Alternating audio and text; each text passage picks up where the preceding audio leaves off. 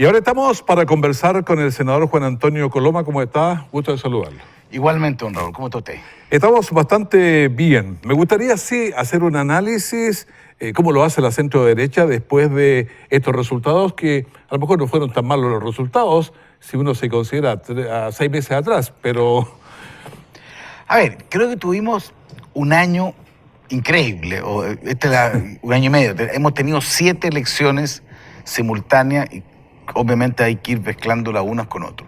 Si usted me pregunta cuál es el resultado global, obviamente yo tuve esperanza, trabajé, hicimos un esfuerzo por ganar en segunda vuelta con José Antonio Kast. Creo que estuvo más cerca recién terminada la primera vuelta que al final. Creo que eso es una evidencia. Creo que hubo un movimiento de izquierda bien importante y de otros sectores que al final quisieron que ese fuera el resultado.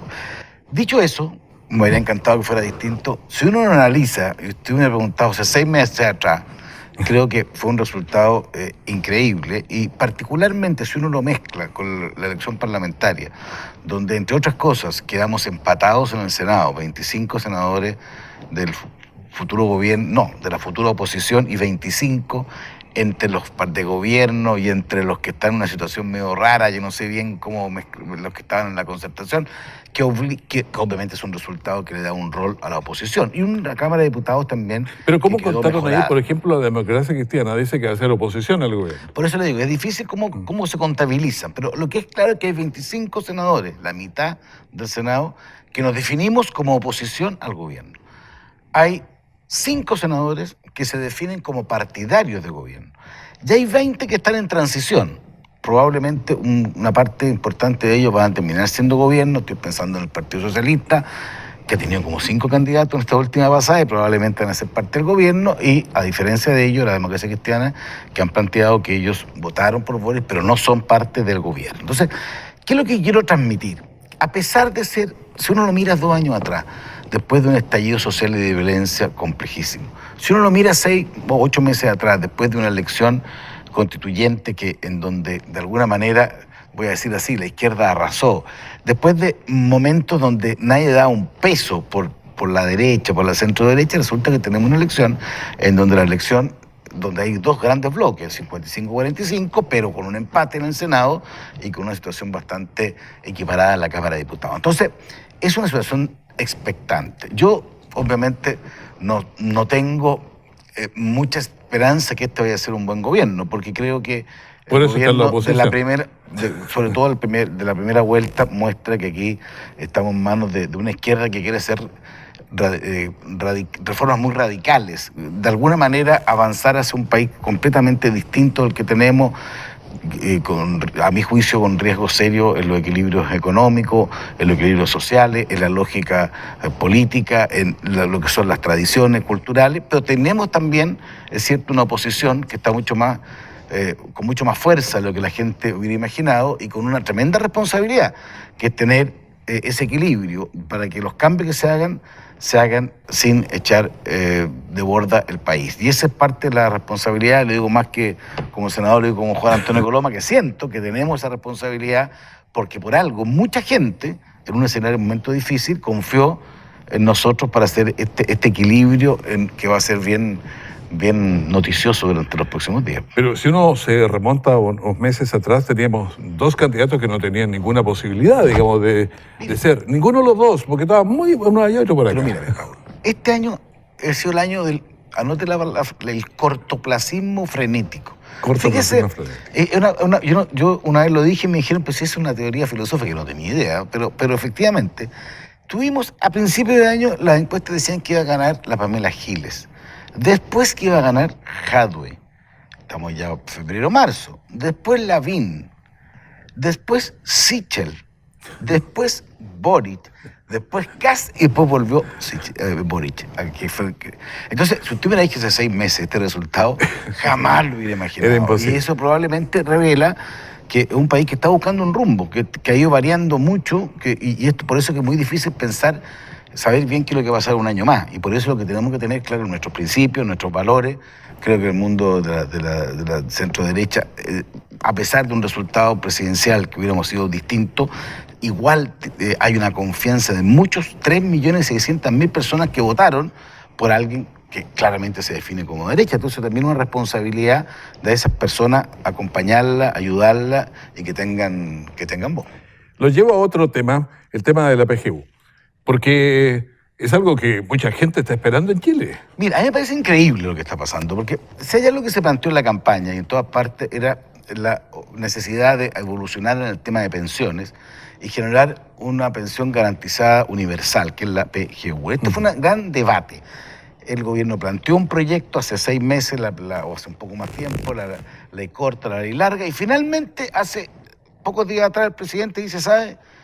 Vamos a aprobar la PGU, que había sido pedida por todos los sectores en campaña. Había sido dicho que esto era clave y el financiamiento, el presidente dice, va a ser con los recursos que estaban dispuestos para la reforma previsional. Se acuerda que al final no fue aprobada, pero los fondos quedaron en la ley de presupuesto, Raúl. La mitad de los fondos, un poco más, está en la ley de presupuesto. Y la otra mitad, un poquito menos, está en una nueva ley de exenciones, determina algunas exenciones tributarias que hoy día existen. Por ejemplo, en materia de vivienda, en materia de ganancia de capital, está la plata. Entonces, yo pensé, Raúl, que eso iba a pasar por un tubo. Pero por un tubo, si era lo que... Porque estaban todos de acuerdo. Encuentro el día en la mañana, porque esa es la verdad, o ayer temprano, me acuerdo, veo como un rechazo de los que van a ser gobierno, diciendo, oye, tenemos que ser muy cuidadosos con el financiamiento, pero si el financiamiento ellos lo conocen, está. Entonces, pero lo dijo Jackson, Cariola, Camila Vallejo, que es como que no hay plata para eso, como que era un... Pero fíjese que no hay plata para eso. Han sido oposición, han pedido todo tipo de cosas, los mismos. Pidieron una PGU de más plata, de 250.000 pesos. Entonces el gobierno dice, de lo que se puede son 185.000 pesos. Antes de la campaña no era muy poco, echémosle para adelante. Y ahora que se propone, no, es que es mucho, o no hay un financiamiento de respecto de eso. Yo lo encuentro francamente, no sé, hay poco, no. La capacidad de sorpresa puede que haya un límite, pero a mí esto me superó, porque hubiera esperado cualquier reacción menos esa, porque son precisamente los que han tratado de aumentar ese tamaño. Entonces, mi sospecha, o mi duda, mi temor, es qué quieren hacer con la plata. Entonces van a ser otras prioridades. Y todos los futuros pensionados que estaban contentos con esta noticia, esto beneficia a 2 millones de personas, establece un mínimo de 185.000 pesos como pensión, que es muy relevante para cualquier persona. Y si una persona, por ejemplo, tiene una pensión AFP o el INP de 300.000 pesos, se le suma... Le suma los 185. Entonces, es muy influyente en la vida de mucha gente, es un cambio, como yo digo, copernicano. Entonces, que me digan ahora que eso que ha costado tanto hacer no tiene financiamiento, en circunstancias que durante todos estos años han dicho que era lo mínimo que se podía hacer, yo me declaro como condorito, porque eso es que yo no lo esperaba y creo que revela que a veces en campaña se dicen cosas, pero estamos a 10 días. Pues, yo entiendo que en algún tiempo más puedan decir algo, pero todavía estamos analizando los resultados electorales. Yo lo encuentro francamente un mal paso y espero que haya, al contrario de lo que digan en el Parlamento, se pueda aprobar, porque esto es muy necesario para 2 millones de personas. Esto es el olfato que yo quería preguntarle, que ve usted estando adentro, si el resto, o sea, si hay más gente que está a favor, porque ¿cuánto necesita un quórum? Es quórum simple, este es quórum simple, pero claro, necesitamos que algunas personas, algunos parlamentarios de la actual oposición tengan esta reflexión. Ahora, lo curioso... Yo creo que debería haber varios. Sí. Lo curioso es que esto ya se votó en la Comisión de Hacienda de la Cámara de Diputados y se votó por unanimidad. Entonces, esto es muy... Pero si eso es lo que no entiendo, Raúl, esto se votó la semana pasada por unanimidad y esta semana se suponía que estaban todos los acuerdos y la próxima semana fuera ley. Claro. Ese es el escenario. Sí, ahí era rápido. Entonces, cuando de repente me dicen, no, que ahora hay problemas con el financiamiento, yo tengo derecho a decir, bueno, entonces todo lo que hablaron durante años era puro cuento. O sea, realmente no hay un ánimo de resolver un problema que lleva años. Yo lo digo, esta es la prueba de la blancura, de alguna manera, para ver cuáles son las verdaderas intenciones, porque uno podrá decir, podrá criticar al gobierno, aprobar, pero aquí hubo un paso importante que se dio buscando un acuerdo grande. Entonces, cuando hay un acuerdo grande, a los 10 días nos digan, no, es que ahora es mucho, no sé, pues uno dice, claro, es que yo creo que ahí, como hubo un acuerdo de la Cámara de Diputados, entonces yo creo que habrá que pensar, no ven el financiamiento, habría que explicarlo, pero... Pero lógico, pero es que yo insisto para que el que siga, actualmente está en el presupuesto de la República, yo soy parte de la Comisión de Hacienda, así que eso lo veo, está más de la mitad del financiamiento para una reforma futura de pensiones. Y hay otra ley que establece los fondos para complementar y juntar los 3.000 millones de dólares que son los que cuestan, es harta plata, al año, este beneficio. Entonces, lo que no me pueden decir ahora es que esto es muy caro, en circunstancias que lo aprobamos el presupuesto hace un mes atrás. Y toda la campaña, yo le pido que revisen, cuando se hablaba de pensiones, los distintos candidatos, todos decían que tenía que haber esta pensión garantizada universal y tenía que ser de un mayor costo fiscal. Y ahora me dicen que muchos costos fiscales. Entonces ahí uno dice, esta es la prueba de blancura. Ojalá que esto haya sido un mal minuto, porque también uno se puede equivocar. Sí, claro. ¿Y quién no se ha equivocado? Y hay una rectificación y puede aprobarse la ley la próxima semana, porque creo que es indispensable que esto se empiece a pagar lo antes posible. Eso le daría mucha tranquilidad a los pensionados de Chile. Y no solamente a los pensionados, esto beneficia a todas las personas de más de 65 años, aunque estén trabajando en la medida que no sean del quintil, del decil más alto. O sea, eso es un beneficio muy extensivo. Que llega a la mayoría de la gente. Bueno, estamos en esta conversación con el senador Coloma y obviamente este tema del PGU es tan importante para tanta gente, por eso es que va a seguir la discusión, no es que se agota así rápidamente. No, esto está empezando porque aquí uno de alguna manera va a ver, aquí quedan 4 años de otro gobierno. ¿Cuánto es el del PIB? Porque uno dice, es mucha plata, pero ahí no es tanto. No, es un poquito, es como el 1%. 1%, un poquito menos puede ser. Que son 3.000 millones de dólares más o menos. O sea, es una... Cuando uno habla de millones de dólares uno se pierde, digamos. Sí, es mucha plata, claro. Esto multiplíquelo por 850, porque más o menos uno calcule. Son 3 veces 850.000 millones de pesos, digamos. Son 2.400 millones de millones.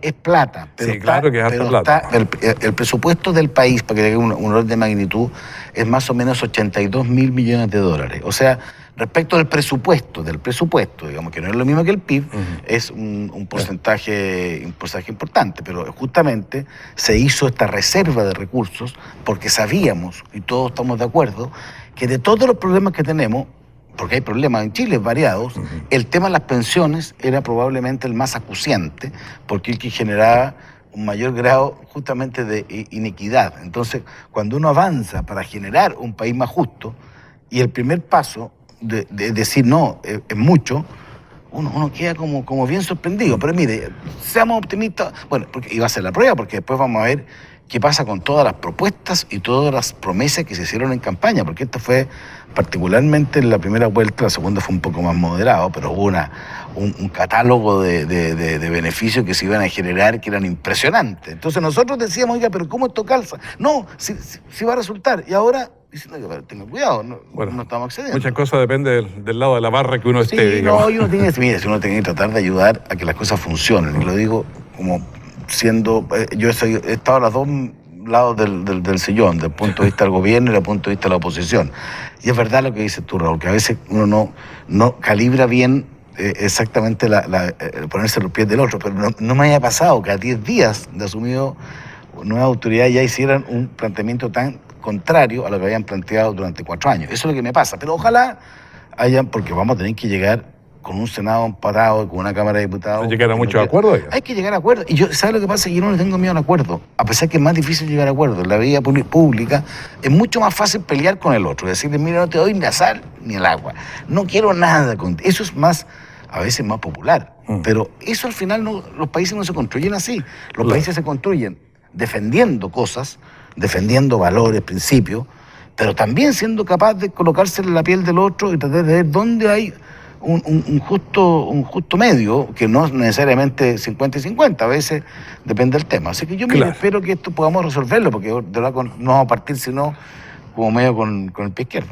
Un último tema que quiero presentarles es cómo vemos con el coronavirus para adelante, que ha sido 2 años, nos ha estado pegando y pegando. Mira, yo primero hacer un llamado, fíjese que esto, hay 1.600.000 personas en Chile que van a perder el pase de movilidad porque no tienen la tercera vacuna. Entonces yo les digo, uno podrá haber discutido al principio, Porque cuando había el coronavirus, la primera cosa que, ¿te acuerdas? Hablamos alguna vez que habrá vacuna contra esta. ¿Cuándo van a llegar las vacunas? Oiga, y la vacuna después digo, ¿y funcionará? No, porque era una duda legítima. Claro. Bueno, lo único científico que está acreditado es que las vacunas funcionan. Y los De la países, cantidad de millones, claro, ¿cuánto? claro, cuánto eso no fallece? significa que uno no se vaya a enfermar, porque uno le puede dar coronavirus, pero claramente con una intensidad completamente distinta. Entonces, hay una cosa que están todos los científicos de acuerdo, es que esto, de alguna manera, va en la línea correcta. Entonces, cuando uno ve que habiendo vacunas, el drama de otros países del mundo es que no tienen vacunas. O sea,